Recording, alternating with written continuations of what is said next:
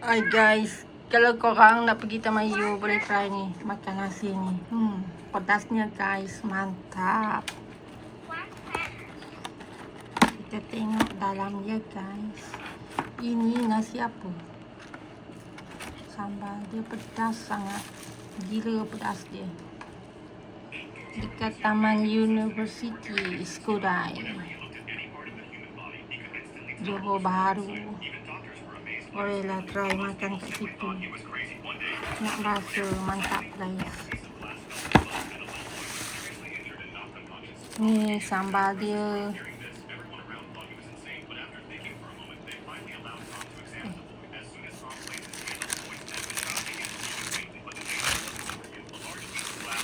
Nasi gebrek. Nasi gebrek apa nama dia? Yalah, nasi gebrek. Ini sambal pedas. Ni nama kedai dia guys. Ni kedai makan ni. Kedai favourite kita orang. Paling lah saya lah yang paling suka makan nasi ni. Nasi gebrek ni pedas. Ayam dia pun besar, lumayan. Harga dia berapa harga dia ni? 13 ke berapa ni? Nampak.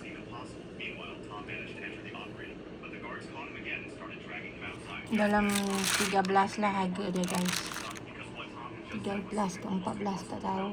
Ni selalu order, cik suami yang order. Kita tolong makan je. Anak saya layan kek.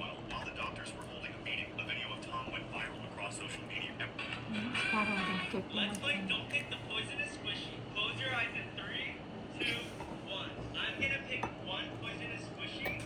Alessandro Sundramuki.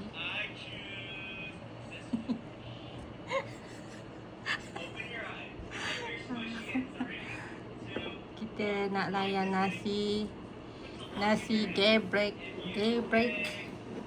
Yang satu tu layan kucing. Dia dah makan pizza. Ni budak ni yang tu pizza. Satu ni. Ni dia layan. Dia makan kucing. Tengok kucing tu. Mana muka kucing ni? Ni muka dia.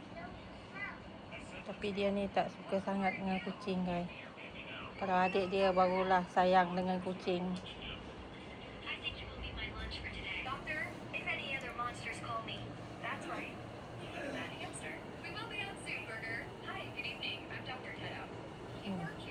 Sampai tergaru-garu hidung makan kek.